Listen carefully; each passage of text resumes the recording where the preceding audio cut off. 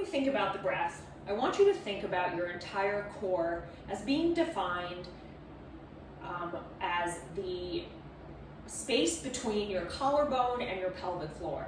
And without going into too much detail, the pelvic floor is a set of muscles that sits at the bottom of your pelvis, and those muscles are the ones you feel when you try and hold in your pee.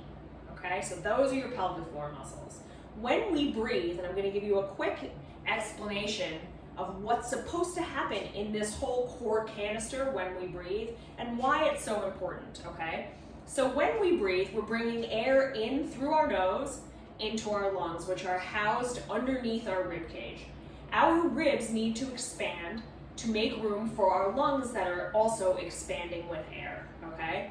Our diaphragm, which is basically a muscle that lives underneath your lungs and behind your ribs, is just supposed to descend, again, to make more room for those lungs that are now filled with air.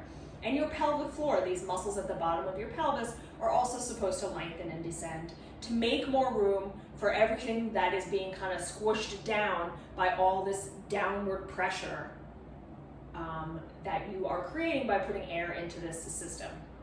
Okay, so when we breathe in, we are going to breathe in through our nose and thinking about breathing in from the top to the bottom, filling up this whole core canister with air. Feeling the pelvic floor relax. Then when we exhale, everything's going to go into reverse and it's going to lift and get all that air out. So that pelvic floor is going to lift, my abs are going to engage, my diaphragm is going to lift, my ribs are going to come back together, and then everything's going to kind of go back to its regular spot. When we breathe in life, we don't breathe like that. We sort of just breathe enough to stay alive. You know, a lot of times it's just like, you know, or you're sitting at your desk, you're not even conscious of your breathing. You're still breathing, your muscles are still doing things, but it's not the most efficient use of the muscles, and sometimes muscles that aren't supposed to be used in respiration become more important in respiration, and that's when you get compensatory injuries or tightness or pain like in your neck and in your shoulders.